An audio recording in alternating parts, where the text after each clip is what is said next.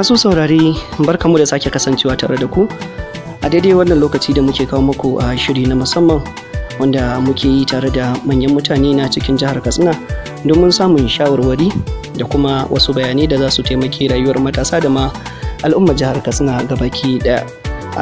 Sunana Isa Randawa kuma ina tare da abokiyar aikina Mafi da Shehu dan Faranshi.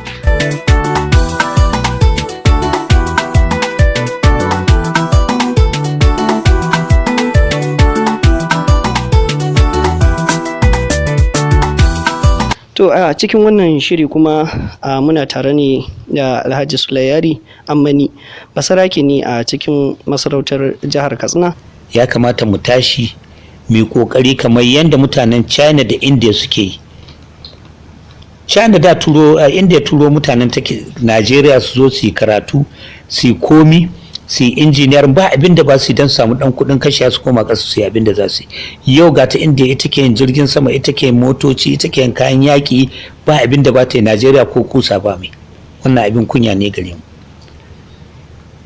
Dole sai iyaye sun tashi tsaye sun nuna ba su san ɗiyansu, sannan za a samu sauƙin irin wannan abubuwa da ke faruwa cikin ƙasarmu. A turan ka daɗe a daidai wannan gaba kuma ka jawo wata magana ta kirkire-kirkire da fasahohi na ci gaban zamani wanda duniya da su take tunƙaho, kamar yadda ka ba da misali da ƙasar China da kuma India. Shin baka gani kamar akwai wani gyara a cikin tsarin koyarwar da muke amfani da shi a wannan ƙasar tamu, kasancewar mutum ma zai zo ya yi digiri amma idan ka ce mashi ya yi maka agogo irin mai halba-halba ɗin nan bai iya ba. Amma su a can kasashen China da kuma India zaka ga ƙananan yara ma sun haɗa wani abin da duniya za ta yi amfani da shi, kuma shine ake ɗaukowa a kawo nan a ci gaba da saida mu, ko da cazar waya ce ga ta nan kusan ko ina kowa yana da waya, amma zaka ga ba mu yi anan, amma su kuma suna yi. Shin ba wani gyara bane ba ya kamata a yi, ranka daɗe ku ba da wata shawara wanda za a gyara tsarin ilimin a rika koya ma matasa wannan abubuwan a gwada masu shine madogara, ba lalle sai sun je sun shiga ofis ba kamar maganar da kai da farko. To wannan abu ne mai sarƙaƙiya da yawa. Akwai matsala ta gwamnati, akwai matsala ta yara. Yanzu idan yaro ya gama digiri shi tsammani yake ya ma gama karatu a duniya, so da haka sai idan ka ce mai ya zo ya shiga can ya yanka katako sai ce ma bai yanka katako, ko ka ce zo ga injin can ya zo ya goge ƙarhe ya ma kusa sai ce ai shi ba zai goge ba, ofis ake so ya samu ya zauna yana shan air condition, ya hita waje akwai 'yan mota, idan ya te gida yana da 'yan matar shi guda, an shirya mai tebur da abinci ya zauna ce hito. Ba haka nan bane ba, lalle sai ka sha wuya sannan ka samu wannan daɗin. Su China sun mai da kansu da su da India dole ya zama doka gare su, komin karatun da kai sai ka je ka zauna makarantar sana'a, sai ka je ka koyi sana'a, kuma abin da za ka yi ƙasar za ka yi kuma ta saya hannunka ta saida waje. Ta wannan matsala kenan ta yara wanda muke da su. Matsala ta gwamnati, yawancin wa'anda gwamnati ke ɗora ma nauyin wa'annan ba su da tausayin al'umma, kansu suka sani. Idan aka ba su je su gina ko kuma su gyara wata ma'aikata, an kawo injina, maimakon su sa ido su kalla su tursa su yaran su yi, sai su ce ko oho da su za a taimaka ma a sace injina a je a saida, daga baya zuwa ce ai wani ne ya zo sace. Idan an ba su kuɗi na riƙa wurin, maimakon su taimaki yaran al'umma ko kuma su riƙa kiransu, sai su ƙiya, sai su ɗauko wani abu na daban su ƙirƙiro wa'anda wa'annan kuɗin na wurin za su salwanta, shi kenan a riha wurin. To mun gode kwarai ranka daɗe. Masu sauraro idan yanzu kuke tare da mu, muna tattaunawa ne a cikin shiri na musamman a sashen Hausa na Randawa Media Concept, kuma tare da Alhaji Sulayyari Ammani wanda kuma basaraki ne a cikin masarautar jihar Katsina mai albarka, sannan kuma jigo ne a siyasar jihar Katsina jiya da kuma yau. A tare da ni Isa Randawa da kuma abokiyar aiki a Mufida Shehu dan Faranshi. A Mufida sai tambayar ki ta gaba. Ta yaya kake ganin matasanmu za su gina rayuwarsu ta zamo abin alfahari da kuma amfanuwa ga al'ummar jihar Katsina? To wannan wani abu ne mai sauƙi, kuma wani abu ne mai sarƙaƙiya. Kamar yadda na faɗa a baya, idan mu iyaye ba mu sa ido ba kan 'ya'yanmu, ba mu sa ido ba kan 'ya'yan makwabtanmu, to abu ne mawuyaci wanda yaranmu za su ginu har su gina wa'ansu. Lallai sai mun tashi tsaye mun nuna ba mu san 'ya'yanmu rayuwarsu muke so. Lallai sai mun tashi tsaye mun nuna ba mu san 'ya'yanmu rayuwarsu muke so. Wannan shine babban abin da zai kawo mana sauƙin abin da al'ummarmu za ta ci gaba.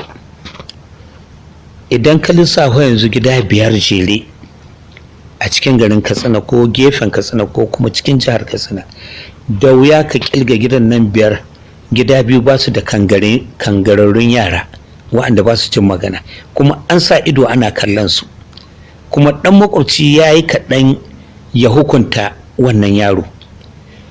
Kuma idan ya je ya ƙara ga mai unguwa ko ya kai ƙara ga magaji ko ya kai ƙara ga wakili, sai a ce baya ƙamna ɗan gidan wane. To wallahi sai mun hidda duk wa'annan daga cikin zukatanmu, mun nuna rayuwar 'ya'yanmu muke so, sannan tarbiyyar 'ya'yanmu za ta tabbata.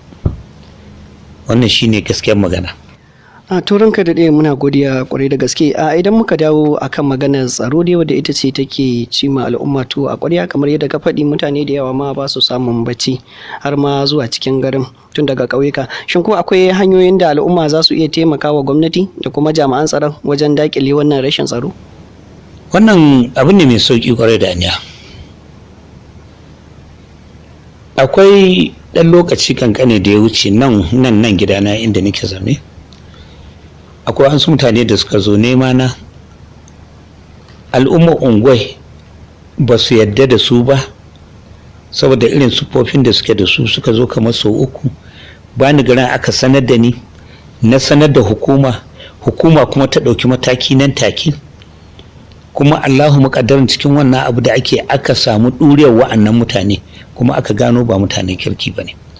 Saboda haka lallai idan za mu daure mu taimaki gwamnati, mu taimaki jami'an tsaro, sai mun hidda tsoro, mun hidda kwaɗai, mun hidda tunanin me za mu samu gobe, mu yi fi sabilillahi tsakaninmu da Allah. Idan mun ga abin da baya da kyau, mu je mu lallaba mu gaya ma gwamnati, ko mu lallaba mu je mu gaya ma hukuma, to wallahi shine kurin mafita gare mu. Amma ma dama za mu gani mu ce tunda bata shahe ni ba wa ta shafa, to ƙarya kake, ta shahe ka wallahi. Wa ta shafa can ta shahe wanda ta shafa ni bata same mu, ƙarya kake, ta shahe ka. Idan muka ga wani na mu'amala da waɗanda ba su da ƙima, mu bayyana. In yara muka gani sun yi group na shaye-shaye ko muka ga gidan da ake shaye-shaye a cikin unguwa, ya kamata mu hito mu hidi ma hukuma kai tsaye, kan mu ɓoye. Komi za ta faru gyara ne muka yi, wallahi ba banna ba ce. Turanka daɗe, gashi damuna ta sauka, sannan kuma akwai yankunan da noma ya haramta ma saboda tsoron mahara da kuma 'yan bindiga, da rashin kwanciyar hankali duk a waɗannan yankuna. Shin wani kira za ka yi ga gwamnati akan wannan lamari? Kira da zan yi ga gwamnati, ina roƙon gwamnati ta duba wannan al'amari da idon rahama. In ta tashi taimaka ma mutanen nan, ta nemo mutane sahihai waɗanda suka san Allah kuma suke tsoron Allah, ta damƙa musu amana wajen taimakon mutanen nan. In ba wannan hanyar gwamnati ta bi ba, wallahi ya gidan jiya ce. Za su tashi a tutar babu, kuma gwamnati za ta tashi da mummunan yabo daga bakin mutane. Wannan shine iyakan maganar da zani kenan. Masu saurare, gashi mun koro a cikin shirin, sai dai kuma lokaci ya yi halin nasa. A cikin shirin dai muna tattaunawa ne da Alhaji Sule Yarin Ammani, a basarake ne a masarautar jihar Katsina mai girma, sannan kuma jigo ne a siyasar jihar Katsina a jiya da yau. Domin jin ci gaban wannan tattaunawa da muke yi, sai ku tarbe mu a shiri na gaba domin jin yadda za ta karki.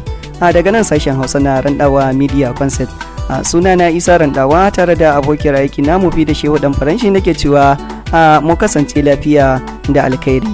Assalamu alaikum.